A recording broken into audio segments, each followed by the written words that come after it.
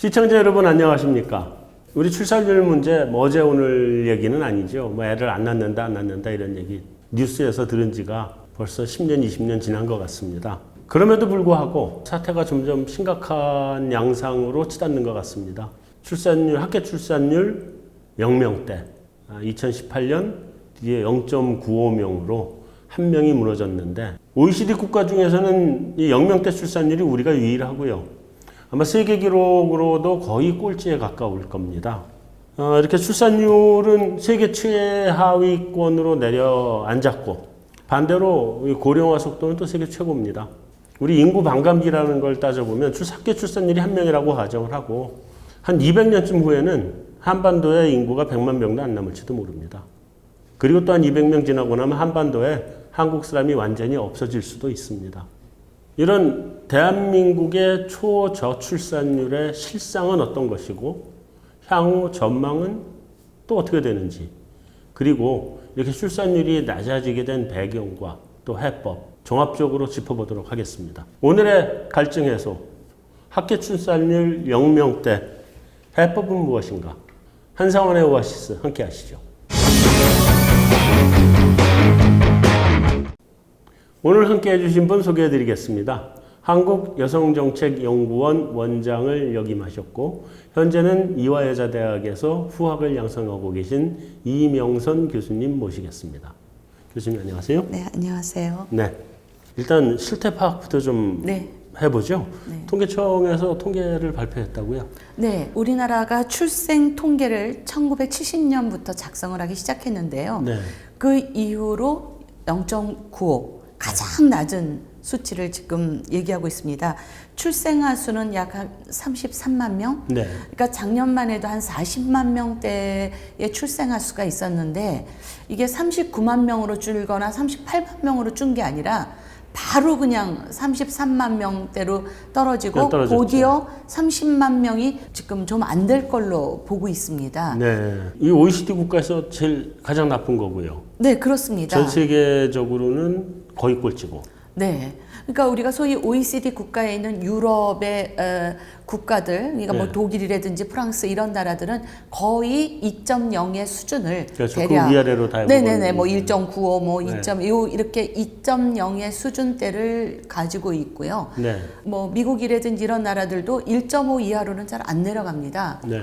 내려갔던 미국도 일본도 거의 한 2명대죠. 네, 미국도. 내려갔던 일본도 거의 1.5 수준으로 오히려 올라오고 있는데요. 우리나라만 그 한 명대가 무너졌다는 거는 아까 말씀드린 대로 굉장히 심각한 수준인데 더군다나 우리는 가임 여성, 즉 아이를 출산할 수 있는 15에서 49세 가임 여성의 숫자가 내려온다, 급격하게 낮아지고 있다는 거죠. 그렇죠. 지금부터 한 5, 6년까지는 어느 정도의 숫자는 유지하는데요. 그 5, 6년이 지나고 나면 갑자기 떨어지기 때문에 그 인구 절벽으로 가기 전 지금이 어떻게 보면 저출산을 예방하는 데 있어서 골든타임이 아닐까라고 말씀드릴 수 있겠습니다. 네. 근데 제가 공부할 때는 그냥 저출산 정도만 얘기했었거든요. 근데 요즘은 초저출산이라는 얘기가 나오더라고요. 네. 저출산하고 초저출산하고는 차이가 어떻게 되는 건가요? 일단 남녀 둘이 만나서 출산율이 2.0만 유지하고 있으면 인구는 큰 문제가 없습니다.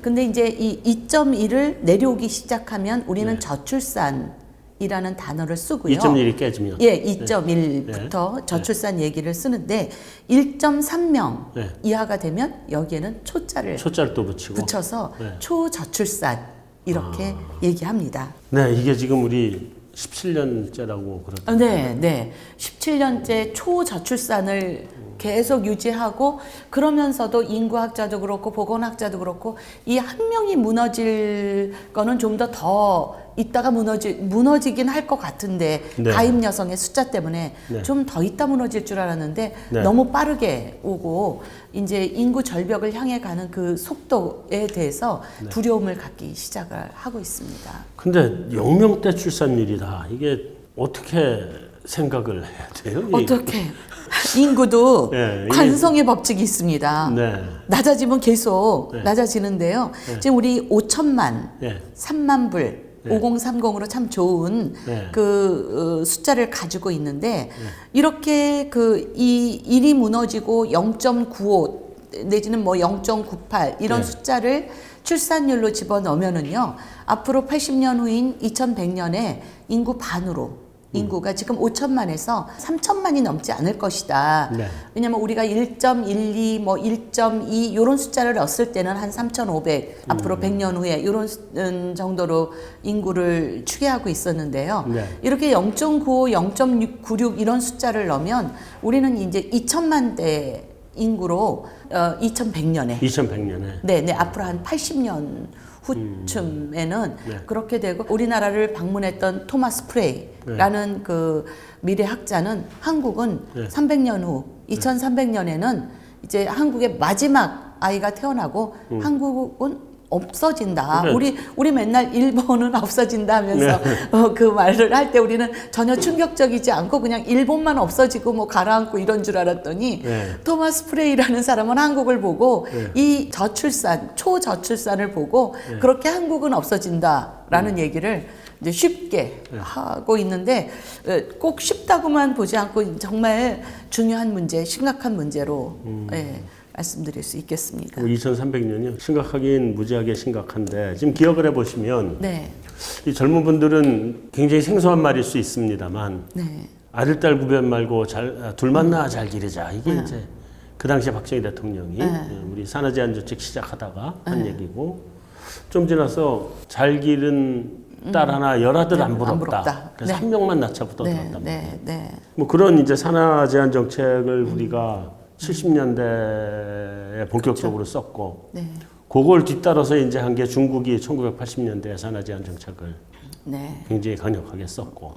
근데 우리하고 중국만 쓴 것 같아요. 그러니까 우리나라가 1980년에 합계 출산율이 2.1 정도 수준이었습니다. 사실 그거 유지해야 되는 수준이거든요. 출산율로는 앞을 바라봤으면 그때에 굉장히 우리가 유의했어야 하는 숫자였는데 이때 우리는 가족계획 정책을 계속했다는 것입니다. 그러니까 아무도 사실은 2.1이 무너진다는 게 무슨 뜻인지 아무도 몰랐던 거죠. 네. 그래서 그 다음부터 이제 다른 무슨 동남아시아 국가들이 대한민국의 가족 계획은 굉장히 그 왜 ODA라고 우리의 어떤 좋은 정책을 다른 나라에 뭐 원조라는 이름으로 돈도 원조로 주지만 정책이나 이런 좋은 것들도 다 많이 이제 가르쳐 주죠. 주는데요. 가족 계획 많이 나갑니다. 대한민국의 가족 계획이 성공한 정책으로 받아들입니다. 동남아시아에서. 그러나 한국처럼 하면 안 된다. 대한민국처럼. 저렇게 저출산으로 가면 안 된다라는 거를 꼭 그 말을 두는데요. 우리가 이 1980년 초 여기서 우리는 아주 유의했어야 되는데 사실 이때 조금 몰아붙인 경향으로 하나까지도 가고 여러 가지 정책적인 지금 돌아와서 생각해 보면 아쉬운 점들이 있습니다. 뭐 그때는 정말 아무도 몰랐던 것 같아요. 제가 보면. 그러나 인구학자들은 그때도 이미 얘기한 사람들도 있고, 있고요. 네, 그 출산율 2.1이 무너질 때에 대비해야 된다라는 얘기를 하는 사람도 있었는데 워낙 우리가 가족 계획을 성공적으로 했어요.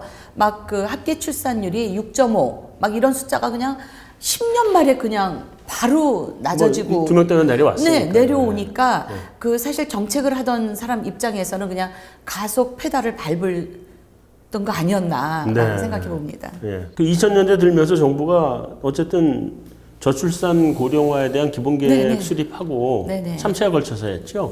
그 돈도 꽤 많은 돈을 우리나라 예산으로선 많은 돈을 넣었고, 근데 또 이 출산율을 연구하시는 분들은 그건 돈도 아니다. 10년 동안 130조 썼으면 1년에 13조인데 무슨 13조 가지고 출산율을 2.0으로 끌어올릴 생각을 하냐, 뭐 이런 얘기도 하고. 어떻게 평가하세요?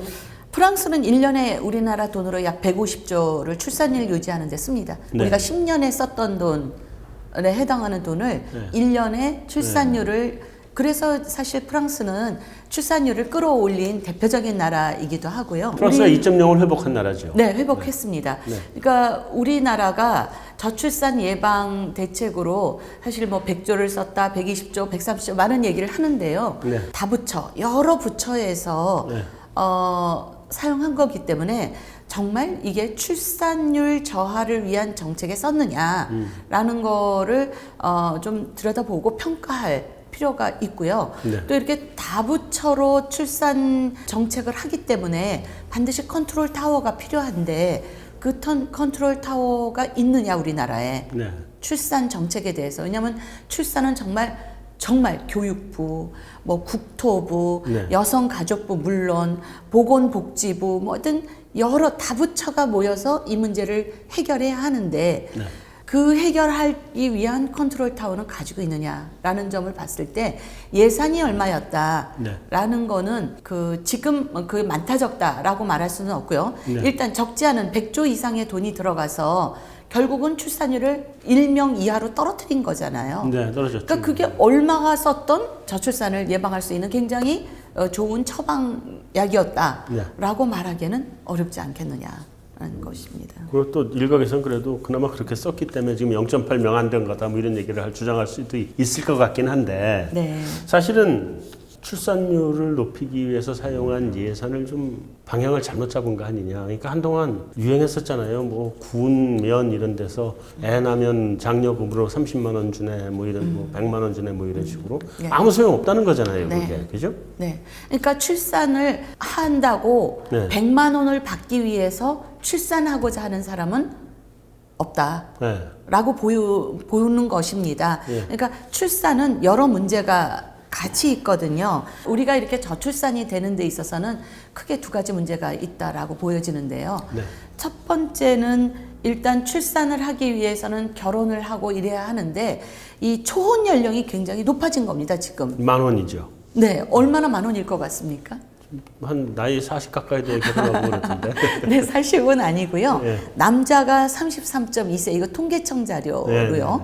여성이 30.4세에서 일단 여성도 평균이 30이기 때문에 네. 플러스 마이너스를 해야 되는 거 아닙니까? 네. 그래서 그 플러스를 했을 때를 보면 실제로 결혼을 해서 출산을 하기까지 해도 또 우리나라 평균 출산하는데 또 2년 정도의 기간이 필요하기 때문에 네. 그런 것들이 지나고 나서 보면 한 아이 정도 낳을 수밖에 없는 그런 생리적인 예. 그런 문제점을 가지고 있는 거예요. 예. 또는 이제 어떤 경제적인 문제도 큽니다. 네. 우리가 노동시장에 진입하는 연령도 아까 결혼하는 연령만큼 우리는 늦죠? 네, 늦어요. 높아요. 네. 다른 나라에 비해서 한 4-5살은 더 높게 노동시장에 진입을 하고 하기 때문에 여성 같은 경우는 노동시장에 진입할 때는 남성과 고용률에 큰 차이가 없어요. 네. 한 2% 낮고 큰 차이가 없는데 어디서 이 차이가 20%에서 30%까지 벌어지냐면 35세에서 44세 출산할 때. 출산해서 육아 예. 할 때. 소위 M자 커브가 네, 나오는 M 거죠. 커브가 그려지는 이때 굉장히 낮아지는데요. 네. 이런 이 노동 작업 근로 조건이라고 볼 수 있죠. 네, 네, 네. 우리나라가 가지고 있는 이제 임신, 출산, 육아와 관련된 여러 가지 직장에서의 문화, 조건, 보육 환경, 지원 제도, 뭐 제도 이런 것들. 네. 이런 것들이 같이 들어오는 사회적인 것. 그다음에 결혼을 할 때 있어서 결혼 비용. 네. 우리나라가 가지고 있는 다른 나라도 물론 결혼 비용이 있는 나라는 많지만 네.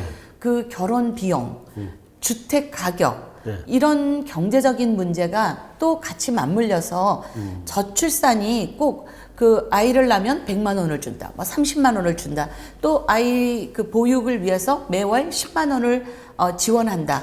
이런 제도가 없는 것보다야 좋겠지만 네. 실제로 저출산을 예방하는 데 있어서는 정말 아무런 도움이 안 돼요. 아주 적은 해결책이다라고 말씀드릴 수 있겠습니다. 어쨌든 여전히 학교에서 후학을 가르치시니까 요즘 네. 이제 한참 결혼 정년기에 들어선 학생들하고 얘기를 많이 하시지 않겠어요? 네, 네. 근데 그 친구들은 생각이 다르죠? 꼭 제가 만나는 우리 학교 학생들 말고요. 네. 요즘 젊은 세대에게 네. 삼포, 연애 포기, 네. 결혼 포기, 네. 출산 포기 이랬다가 네. 뭐 한 1, 2년 전부터는 오포. 그래서 여기에 내 집 마련 포기, 네. 인간관계 포기 이렇게 해서 지금은 N4 세대까지로 왔다고 해요. 아, 무한으로 간다? 네네. 그러니까 이 젊은이에게 얼마나 미래가 암담하다 이 네. 포기를 보면 네. 그리고도 이들에게 이제 통계청에서 질문을 했어요. 결혼이 필수적이냐? 네. 라고 물어봤더니 그 필수적이다라고 얘기하는 건 남성은 36%, 네. 여성은 22%밖에 안 돼요. 그러니까 여성 5명이 있으면 한 사람만 네. 결혼 꼭 해야 된다. 네. 라고 생각을 하죠. 남자도 셋 중에 하나. 네, 남자도 셋 중에 하나죠. 나머지 사람들은 좋은 사람이 있으면 하고 아니면 안 할 수 있다라는 거에 네. 굉장히 그 가치를 두죠. 네. 네. 그러니까 이 결혼에 대한 문화가 조금 우리나라는 좀 달라진 면이 많이 있습니다. 달라졌다. 네. 그래서 사실 이런 것들이 또 결혼을 늦추기 때문에 저출산으로 가는 아주 중요한 그 또 연결고리를 만들어 준다는 것입니다. 근데 제가 이제 저도 몇 년 전에 제 아들하고 얘기하다가 네. 들었는데 연애를 안 하고 썸만 탄다. 네. 그래서 야, 너 그래가지고 되겠니? 뭐 이런 얘기를 했는데 야, 뭐 결혼도 하고 애도 낳고 가정을 꾸리고 해야지 뭐 무슨 쟁이야 그랬더니 하고 싶어도 결혼이라고 하는 거를 생각도 못 하고 데이트하는 것도 부담이다. 그래서 경제적인 네. 이유를 굉장히 많이 얘기하던데 네네. 요즘 결혼 정년기에 있는 청년 또는 청녀들이 느끼는 그 경제적인 부담이라는 게 그렇게 큰 건가요? 경제성에 대해서 많이 생각을 하죠. 그러니까 내가 결혼을 염두에 두고 있지 않기 때문에 네. 예전에 사람들은 이 사람과 결혼할 수 있다라는 생각이 항상 있기 때문에 네. 그 비용에 대한 효과, 비용에 대한 이익 뭐 이런 것들을 생각했을 때 네. 비용을 크게 생각하지 않았는데 지금의 젊은이들은 결혼을 안 할 것이다라는 전제가 크더라고요. 아예 안 할 것이다는 전제로. 예, 전제가 크게 있더라고요. 전제가? 네, 그냥 데이트하는 거지. 네. 결혼하는 거는 아니다. 우리는 예전에 자주 데이트를 하면 결혼을 해야 된다라는 어떤 네. 누가 가르쳐 주지는 않았지만 그 당위성. 아니, 뭐 사회적인 압박도 있었던 거고요. 네네네. 그래서 결혼을 안 할 거면 만나질 않는 거고 그렇죠. 만나는 사람을 자주 만나면 결혼을 해야 되는 것이고 네. 라는 거였다면 지금 젊은이들은 결혼하지 않을 거라고 이미 전제하고 사람을 만난다. 만나고 만나도. 있는 사람들이 많더라고요. 그러니까 예전처럼 결혼 안 할 거면 안 만나고 네. 만남이 계속되면 결혼하고의 공식은 지금 세대는 아니에요. 없다. 네, 그래서 경제성 반드시 그러면 들어가게 되는 거죠. 네네. 만나다 안 만나다 할 사람이니까 네. 그런 생각이 조금 있는 것 같습니다. 많이 그런 것 같긴 한데요. 네, 네. 그러나 또 이게 저는 또 여자 대학에 있으니까요. 네. 결혼을 하기 전 여대생하고 얘기를 해보면 우리나라는 이제 집안일을 네. 남녀가 같이 돕고 있지 않기 때문에 대부분 여자들이 하죠. 여성이 직장을 갔다가 돌아와서 다시 가정으로 다시 이제 또 다른 제2의 직장으로 저녁에 문을 열고 들어오게 된다고 보면 되는 거거든요. 네, 네. 와서 다시 이제 설거지하고 집안일 하고 아이 키우고 네. 그런데 결혼하기 전에 우리 학교 학생들을 보면 전혀 그거에 대해서는 불안 공포가 없더라고요. 그거는 자기가 결혼할 남편이 다 해줄 걸로 알고 있어요. 결혼하면 아이도 다 키워주고 나는 공주처럼 살 건데 그러나 출산에 대해서는 그게 너무 아프지 않을까요? 무섭지 않을까요? 그런 출산에 대한 두려움이 출산 자체에 대한 공포가 있지 육아에 대한 공포는 그 미래의 남편이 해줄 걸로 지금 알고 있어서 아까 그렇게 결혼을 꼭 해야 되겠다라고 생각을 뭐 22%만 하고 이러는데요. 결혼도 하기 전 직장도 갖기 전 이런 여대생의 입장일 때는 낳겠다 그래요. 나중에 이제 여대생이 좀 지나서 취직하고 뭐 이러고 나면 네, 이제 안 간다 이렇게 되겠죠. 취직을 하면은 네. 물론 우리나라의 육아휴직 제도가 잘 돼 있고 법으로도 우선 잘 돼 있고 네. 그런데 이게 300인 이상 직장에 네. 잘 되고 있는 것이지 사실 300인 이상 직장으로 들어가는 여성보다는 네. 뭐 50인 미만이라든지 중소기업으로 가는 경우도 많거든요. 훨씬 많죠. 훨씬 많죠. 네. 그런데 그 육아휴직은 안 지킨다고 해서 무슨 페널티를 내거나 무슨 구속이 되거나 그런 일은 아닌 거거든요. 네. 그렇기 때문에 임신을 하는 것 자체도 눈치를 봐야 되는 거고. 그렇죠. 그 자체가 사실은 임신하고 애 낳으면 그 회사를 그만둬야 된다는 압박 이런 것들도 무언으로 있을 거예요. 그러니까 내쫓으면 또 요즘에는 9시 뉴스에 나올 수 있기 그렇죠. 때문에 내쫓지 못하는데. 내쫓지는 못하지만 그 서로의 조직 내 분위기라는 게 조직 내 있는 있는 거 있으니까. 있지 않습니까? 예, 예. 그리고 승진하는데 어찌됐든 이제 출산과 육아 때문에 좀 그 기간이 필요하니까 승진에 있어서 굉장히 불리하고요. 그러고 또 임신, 출산, 육아 기간에 물론 육아 휴직 기간에 뭐 그 비용 처리가 있습니다. 그러나 네. 그게 뭐 120만 원 미만이라든지 150만 원 미만이라든지 이렇게 해서 본인이 받던 비용에 상당히 적은 돈을 가지고 어떤 둘만 살던 돈을 가지고 셋이 살아야 되고 또 우리가 아이를 키웠지만 아이가 뭐 5개월, 6개월 정말 조그만 인간이라고 해서 돈이 적게 드는 게 아니고 많이 들죠. 더 많은 그 비용을 써야 하는데 네. 돈은 적고 네. 그리고 직장에서는 불리하고 그 육아휴직 가면 그것도 무급이고. 무급이고 이런 점 때문에 네. 두려워하죠. 그러니까 어떻게 하다 하나는 났을지 몰라도 둘째부터는 이제 다 알았잖아요. 네. 그렇기 때문에 여성이 둘째부터는 이제 그 이제 육아 앞에 여성이 무슨 말을 붙이냐면 독박 이라는 말을 독박? 붙여요. 독박 육아. 해가지고 처음에는 이 남편과 다 같이 키울 걸로 생각했는데 이제 정말 낳고 나니까 해주긴 해줘도 본인이 90% 하면 오빠는 10% 하는 거예요. 네. 결혼하기 전에는 저 오빠가 90% 하고 나는 그저 낳는 일만 하는 줄 알았는데 이게 완전히 세상이 뒤집어지는. 바뀌면서 현실을 인식하고. 네, 그러면서 이 여성이 생각하게 되는 거죠. 내가 살을 내면 일단 우선 낳고 네, 말아야 하나만 되겠다. 낳고 내가 살고 봐야 되겠구나. 네. 그래야 내가 직장도 다니고 그렇겠다라는 거가 이제 이 여성에게 오면서 저출산의 한 요인이 뭐 이것만이 저출산의 요인은 아니지만 가사 노동에 있어서 성평등이 이루어지지 않은 것. 네. 그다음에 직장에서 육아휴직 등의 뭐라 그럴까요? 임신과 출산에 있어서는 그래도 보호를 받는데 네. 출산은 아무리 힘들다 하더라도 이벤트예요.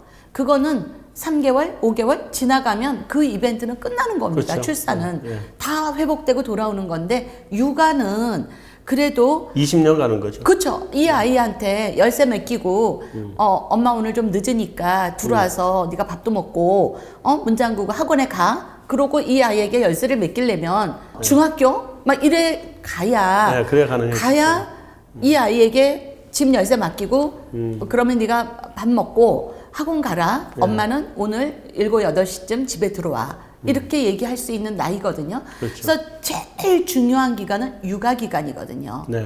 근데 임신 출산까지는 육아휴직 제도나 이런 게 많이 그 적용이 되고 커버가 되는데 네. 문제인 이 육아 기간 네. 어떻게 봐주느냐가 선진국처럼 되느냐 대한민국처럼 저출산으로 가느냐의 한 방향입니다. 육아 기간이 제일 중요하다. 육아 기간 여성들도 34세의 이 M 커브가 34세부터 시작해갖고 44세 돼야 재취업 시작하거든요. 네. 그러니까 이 10년 이상 걸리는 이 육아 기간을 어떻게 할 거냐. 이제 직장에서도 임신 출산까지는 오케이 하는데 그 다음에 내가 오늘은 아기가 아파요. 내일은 아이 학교에 가봐야 돼요. 모레는 집에 얘 봐줄 사람이 뭐 갑자기 어디 가서 내가 밥 줘야 돼요 하는 그 여러 가지 그 10년간의 아이와 나 사이에 있는 그 많은 일들을 네. 사회적으로 지원 어떻게 할 거냐 라는 겁니다. 네. 그거에 대한 해결책들을 여러 나라에서 했죠. 우리나라 아직 못 하고 있고요. 우리나라 그거 지금 어렵습니다. 그거는 사실 대기업도 육아휴직 제도를 준다는 거고 네. 또 공무원 세종시가 지금 출산율 제일 높거든요. 네. 1.5명입니다. 네. 세종시는. 공무원이 육아휴직이 제일 잘 돼 있거든요. 그렇죠. 공무원, 교사 이런 분들이 굉장히 육아휴직이 잘 돼 있어서 사실 3명까지 3년씩 딱딱 쉴 수 있기 때문에 그리고 네. 쉬었다 돌아왔을 때 어떠냐가 문제이거든요. 육아휴직 끝내고 돌아왔을 때. 원상복귀가 거긴 되고. 네, 공무원이랑은 다 원상복귀가 되는 쪽이 있고 네. 또 뭐 대기업도 되는 쪽이 있습니다. 네. 그러나 책상 빼버리는 곳도 있고요. 그렇죠. 또 뭐 도저히 가기 싫은 다른 데로 뭐 자리 옮겨버리는 곳도 있고요. 그러니까 이 네. 사람을 내쫓으면 또 안 되니까 스스로 나가게끔 하는 곳도 있고요. 네. 또는 뭐 그 육아 기간에 여러 경제적 지원이 굉장히 좀 어려운 그러한 곳이 사실 많은 거죠. 지금 우리나라 현실입니다. 예. 여기에서 출산만 해라 라고 말하면 다는 아닌 면이 여성에게 있는 거죠.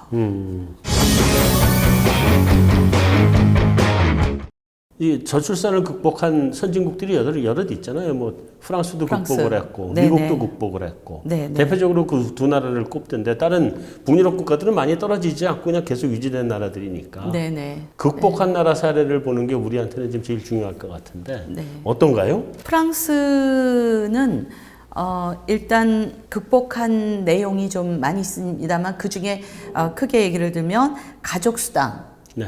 아이를 낳은 경우에 가족수당을 줍니다. 네. 그래서 두 아이 때부터 또 세 아이면 더 커지고요. 그러니까 네. 두 아이일 때 약 한 140유로 정도 네. 준다면 두 아이는 거의 두 배 정도, 네. 한 260유로 정도 주고요. 세 아이일 경우에는 470유로. 이래서 확 500유로 늘어나네요. 가깝게 네, 이렇게 가족 수당을 주는데 우리나라처럼 이렇게 뭐 6세까지 7세까지 이렇게 주는 게 아니고요. 이 아이가 20세까지 되도록 20세 될 때까지 20세 될 때까지 그리고 부부의 소득 수준과 관계없이 무조건 스웨덴 같은 나라는 육아휴직 제도를 네. 엄마 아빠가 다 같이 쓸 수 있도록 하는 휴직 제도에서 뭐 거의 480일의 육아휴직 기간에 육아휴직 기간을 유급인가요? 네, 유급입니다. 특히 엄마가 쓰는 90일, 아빠가 쓰는 90일에는 네. 더 보장이 잘 되고 그건 있고요. 의무적이고요. 네네. 근데 그 나라는 보니까 여자는 계속 직장을 나가고 남자가 휴직하면서 애를 키우는 경우도 많더라고요. 많습니다. 네. 사실 육아휴직 쓰는 비율도 네. 그 북유럽 국가가 제일 높아요. 네. 네. 그러기도 하고 독일 같은 경우에는 육아휴직 기간도 주지만 그때 급여를 네. 대부분 뭐 80%라든지 뭐 이런데 여기는 오히려 더 급여를 좀 강화해서 육아휴직을 경제적으로 안정적으로 쓸 수 있도록 하는 네. 그런 제도를 두는 거죠. 또 하나는 일가정 양립을 하기 위해서 네. 이제 이 육아휴직 기간이 끝나고 나서 네. 어떻게 하느냐가 참 중요한데 이때 유연근무제를 실시한다는 겁니다. 네. 그러니까 우리나라처럼 정규직 비정규직이 아니라요. 네. 정규직이면서도 네. 근로시간을 아이를 탄력적으로 그렇죠. 주더라고요. 유연하게 아이를 키우는 그 10년 동안은 네. 근로시간을 좀 짧게. 그래서 왜 우리가 영화를 보거나 할 때도 보면 이 엄마가 직장에서 아이 데리러 가거든요. 가죠. 아이 데리러 가고 또 미국의 조지아주가 있는데 그 조지아주는 아이를 스쿨버스에서 내려줄 때 이 아이를 기다려서 데리고 가는 부모가 없을 때 안 내려놓죠. 안 내려놓고 걔를 도로 학교로 태우고 가죠. 가서 네. 엄마가 학교에 가서 애를 데리고 와야 되는 그럴 정도로 학교에서 오는 아이를 맞으러 부모 중에 누군가가 가야 된다는 게 이 문화 속에 있는 겁니다. 그 시간에 단절이 전혀 없게. 네네. 그래서 아이를 데리고 와서 밥도 먹이고 숙제도 시키고 그 육아 기간 동안은 엄마나 아빠 중에 한 사람이 하여튼 학교도 데려다 주고 학교에서 오는 것도 데리고 오고 네. 밥도 먹이고 그렇게 해야 된다는 거가 문화 속에 있기 때문에 그렇죠. 근무 시간을 줄이는 겁니다. 그때는. 그리고 이 기간이 육아휴직이 끝나는 10년 후에 다시 그 예전 그 줄여놓은 거를 그 이후에 쓸 수 있도록 하는 그런 유연 근무제를 통해서 일가정 양립을 할 수 있도록 하는 게 매우 중요하다고 하겠습니다. 한 가지 우리가 또 하나 생각해 보아야 할 것들이요. 우리나라의 고용률을 보면 지금 현재 남성이 한 77%다 할 경우 네. 여성 고용률은 57%입니다. 네. 말할 것도 없이 20% 포인트 차이가 납니다. 이게 어제 오늘이 아니라 수십 년 계속 동안 그렇죠, 우리가. 그렇습니다. 근데 대학 진학률은 여성이 더 높거든요. 네. 2009년부터 남성보다 여학생이 대학에 더 많이 가요. 그런데 네. 고용률만은 거꾸로 뒤집어져 있죠. 뒤집어진 게 이렇게 외국처럼 한 2%, 3%, 5% 이내가 아니라 네. 우리는 20% 차이가 그 나고요. 격차가 안 좁혀지더라고요. 우리가 비슷한 게 일본도 좀 비슷하고. 예, 비슷하고요. 그런데 이게 30%까지 차이가 나는 게 35세에서 40세에 가면 약 30%도 차이가 납니다. 그러니까 이게 유전자가 남자가 우수해서 취업률이 고용률이 남성이 높은 게 아니라요. 쫓겨나는 겁니다. 네. 뭐 때문에 그러니까 직장에서 꼭 쫓아냈다는 게 아니라 유연 근무가 고용시장에서 안 퇴출이 되는 되고 거죠. 고용 어쩔 수 시장에 없이. 남아 있을 수가 없으니까 네. 아이와 함께 남아 있을 수가 없으니까 아이를 데리고 고용 시장에서 나가는 경력 거죠. 단절인 거죠. 네. 나가서 경력 단절이 된 채로 한 10여 년 이상, 12년 정도를 하고 다시 45세경 재취업을 하게 되는데요. 재취업을 할 때 보면 첫 번째 가졌던 직장보다 더 좋은 직장으로 가는 경우는 5% 미만이라고 보면 거의 되고요. 드물고요. 네. 거의 드물고요. 대부분 두 번째, 세 번째 재취업할 때는 첫 번째 그 고용시장에서 나갈 때보다 더 안 좋은 조건이 좋지 않은 대로 가는 네. 그런 경우가 지금 우리의 현실이거든요. 그래서 갈 수만 있으면 다행이고요. 요즘은. 아, 네네, 그렇죠. 그래서 우리는 소위 아까 말씀하신 그 M 커브, M 쉐입을 우리나라만 가지고 이게 모든 나라가 가지고 있는 거 아니고요. 여성 고용률만 가지고 있지 남성 고용률은 M 쉐입 안 가졌어요. 네, 이렇게 가죠. 그냥 그렇죠. 평범하게 갔다가 65세, 60세 전후 되면 떨어지는. 네. 그냥 쭉 증가했다가 떨어지는. 네. 당연히 떨어지는 그 선만 있는데 우리는 그 선이 왔다 갔다 한다는 겁니다. 네. 그런데 실제적으로 그 북유럽 쪽이라든지 유럽 쪽이라든지 뭐 미국이라든지 선진국을 보면 여성 고용률이 절대 M 커브를 그리지 않고 남성과 그렇죠. 같이 똑같이 가고 가죠. 고용률의 차이도 5% 이내거든요. 네. 네. 그러면 여성이 취업해 있으니까 출산율이 낮지 않을까 생각할 거 아니에요. 네. 일하는 엄마니까. 그런데 그 합계 출산율은 2.0에 가깝습니다. 네. 이 나라들이 다. 그러니까 뭐를 말씀드릴 수 있냐면 여성 고용률과 출산율은 비례한다. 네. 반비례한다라고 우리 남성들은 자꾸 생각하는데 돈을 벌고 경제적인 능력이 있으면 아이를 낳아야 되겠다라는 생각이 있다는 겁니다. 그러니까 우리가 세종시가 출산율이 우리나라에선 제일 높으니까 여기는 1.5를 이제 찍었으니까요. 네. 그러니까 거기는 비단 뭐 육아 휴직제도 잘 돼 있어야 된다고 아까 말씀드렸잖아요. 잘 돼 네. 있어야 일가정 양립할 수 있다.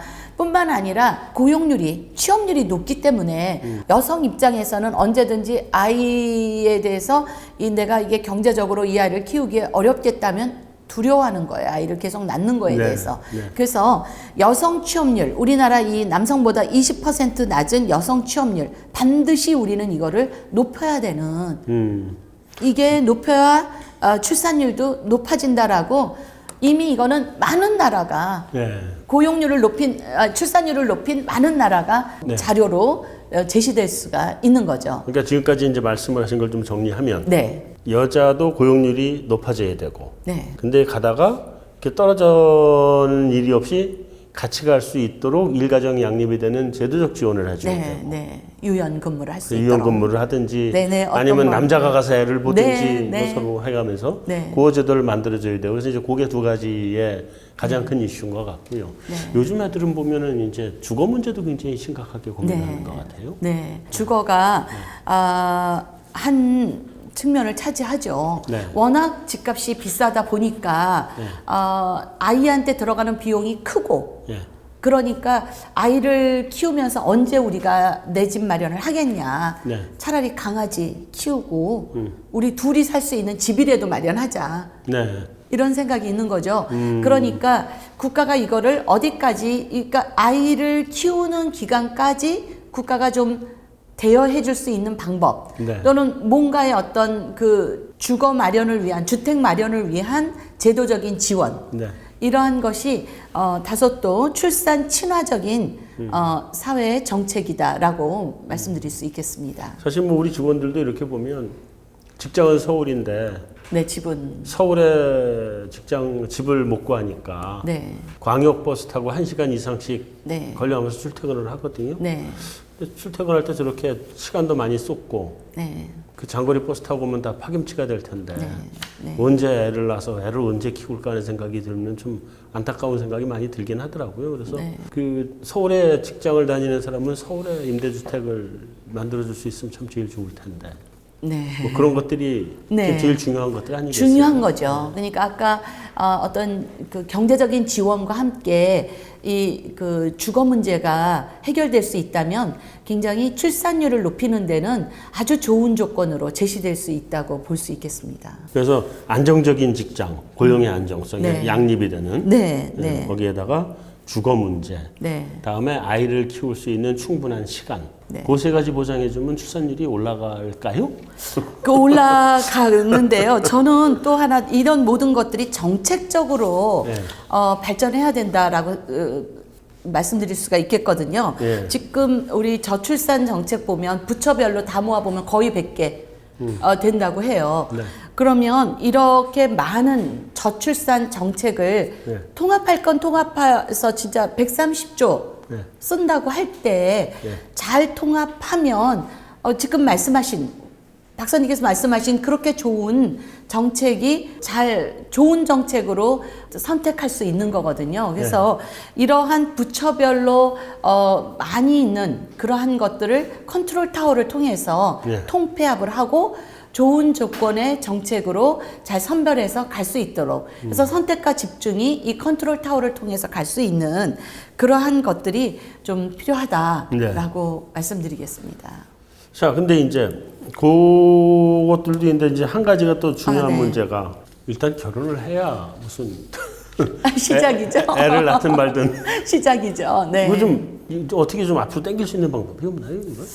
그러니까 우리는 또 남자들은 군대도 2년 갔다 와야 되는 다른 나라에 비하면 그렇죠. 그 2년 기간이 있고 그래서 아무리 빨라야 노동시장에 진입하는 그 연령이 27세 네. 되어야 되고 그러면 여성은 한 24, 5세에 진입해야 되는데 그렇지 않은 조건들이 많이 있다는 겁니다. 그러니까 소위 스펙 네, 대학원도 가야 되고요. 네, 그러니까 그 중간에 기업이 요구하는 해외도 갔다 와야 되고. 그 스펙을 쌓는데 쓸데가 없다고 얘기할 수는 없는데 저출산을 예방하는 그런 입장, 그러니까 그 만 원을 좀 당기자라는 그 시각에서 보면 너무 아까운 시간들이 스펙 쌓기에 막 가는 다 거예요. 들어가죠. 그리고 대학도 우리 대학뿐만 아니라 다 예전에 우리는 1학년 들어가면 나중에 4학년 다 같이 졸업하고 뭐 그때 사은회도 하고 그러지 않습니까? 그렇죠. 요즘은 사은회라는 게 없어졌다고 보면 됩니다. 왜냐하면 같이 뭐 40명이 들어온다고 해도 나중에 졸업할 때는 17명? 그 다 정도가 졸업을 하죠. 다 막 그냥 2년 뭐 다 전공도 뭐 2개, 3개 하고 뭐 스펙 쌓느라고 해외도 왔다 갔다 하면 그때처럼 1학년에 들어와서 4학년 같이 안 나가고 그 사이에 이미 늦게 졸업이 되고 그러고 나서도 취업이 늦기 때문에 이 취업이 사실 보면 꼭 이들이 갈 직장이 없다기보다는 그들이 가고 싶어 하는 직장이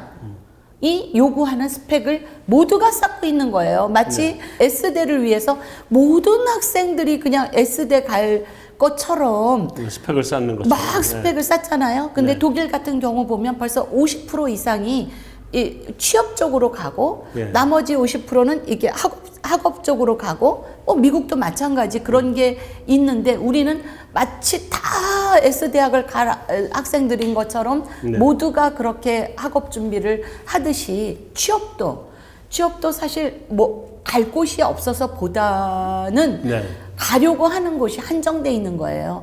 그래서 저는 이러한 것들을 당겨야 되죠. 여성이 통계청 연령으로 30세가 넘는 30.6세 이러는데요. 30세가 넘어서 초혼 연령이 되는 나라는 뭐 세계적으로 연구를 해보진 않았지만 드뭅니다, 이거. 아주 드문이에요. 그러니까 이 전 세대가 만들어 놓은 이 주택 가격 문제, 또 이 교육과 취업의 문제, 입시 문제, 취업의 문제 여기에서 사실 젊은이가 N4를 하고 있는 거거든요. 거기 좀 자유롭게 만들어줘야 되는데. 네, 그러니까 이들 보고 너희만 너무 이기적이다. 왜 너희는 너만 생각하냐? 그 전 세대도 있고 후 세대도 있고. 지금 이들은 그거를 생각 안 하려고 해서 안 하는 게 아니라 내가 살기에도 너무 힘들다는 거예요. 바쁘고 힘들고. 그러니까 이들의 문제에 우리가 귀를 기울이고 선진국의 좋은 사례를 잘 들어서 이들에게 그 경제적인 것, 이들에게 교육적인 것, 문화적인 것을 이들과 논의하면서 풀어가야 할 그 숙제에 저출산 문제가 있다고 봅니다. 네, 교수님 이제 마지막으로 그 말씀하신 내용을 보면 뭐 돈을 얼마나 보태주자 뭐 이런 게 아니라 네. 젊은 애들이 정말 행복해질 수 있도록 네. 행복하게 결혼하고 행복하게 사랑하고 네. 아이 키우고 네. 그렇게 삶의 질 자체가 좀 이제 네. 개선이 되는 그런 모양으로 만들어져야 될 것 같은데 네. 그렇게 하기 위해서 정부가 좀 이런 거는 좀 바꿔줬으면 좋겠다. 지금까지 말씀하지 못한 걸로 마지막으로 좀 정리를 좀 해주시죠. 정부가 여성의 네. 성평등 이제 이 얘기하면 굉장히 남성들 하는데요. 요즘은 남성이 차별받는 것 같아요. 네. 솔직히. 그러나 여성 고용률에 있어서는 절대 여성이 차별을 받고 있는 부분이 있기 때문에 네. 그들이 취업해서 네. 아주 그 아이를 키우면서도 그 직장에서 잘 뭐랄까요? 아까 말씀드렸던 유연근무제라든지 이런 걸 통해 가지고 네. 그들이 직장 문화를 잘 살아낼 수 있도록 네. 그리고 가정에서도 잘 평등하게 해서 네. 그 양립이 일과 가정의 양립이 가능할 수 있도록 그렇게 직장과 가정에서 행복하면 저절로 출산율은 올라가게 되겠다. 올라가지 않을까라는 말씀드리고 그러면 싶습니다. 이렇게 정부 정책은 그게 중간에 어딘가 단절되지 않게 네. 아이를 학교에 보내고 출근할 수 있고 네, 아이가 학교가 끝나기 전에 퇴근해서 아이를 받아가지고 갈 수 있고 너무 중요한 문제입니다. 네.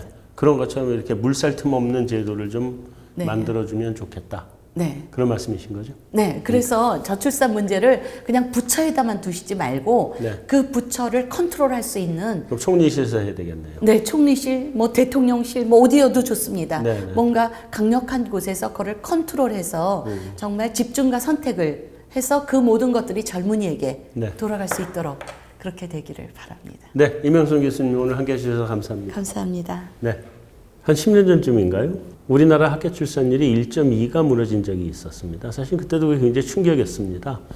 우리가 1.2가 상당히 좀 가고 있었고 일본이 한 1.3에서 1.35 사이 이렇게 돼 있어서 우리가 일본한테도 밀린다. 이게 출산율이 지금 너무 낮은 거 아니냐. 심각하다 이런 얘기를 했었는데 1.2가 깨지면서 우리랑 같이 출산율 1.18을 기록한 나라가 보스니아 헤르체고비나라는 유럽의 나라입니다. 내전을 겪고 있었거든요. 전쟁을 하고 있는 나라였습니다. 우리 정상적인 국가가 내전을 겪고 있는 국가의 출산율을 기록하고 있다는 건 상당히 충격적으로 저는 받아들인 적이 있었습니다. 아무쪼록 정부에서 우리 젊은 아이들이 마음 놓고 희망을 가지고 결혼해서 아이들을 낳고 키우는 그런 기쁨을 누릴 수 있는 그런 사회를 만들 수 있는 대책을 내놓고 또 우리 기업이나 우리 사회, 우리 문화 전체가 그걸 장려해 줄 수 있는 그런 문화로 하루빨리 바뀌어가서 더 이상 출산율 문제 얘기 안 하는 그런 밝고 건강한 사회로 만들었으면 좋겠습니다. 한상원의 오아시스 여기서 마치도록 하겠습니다.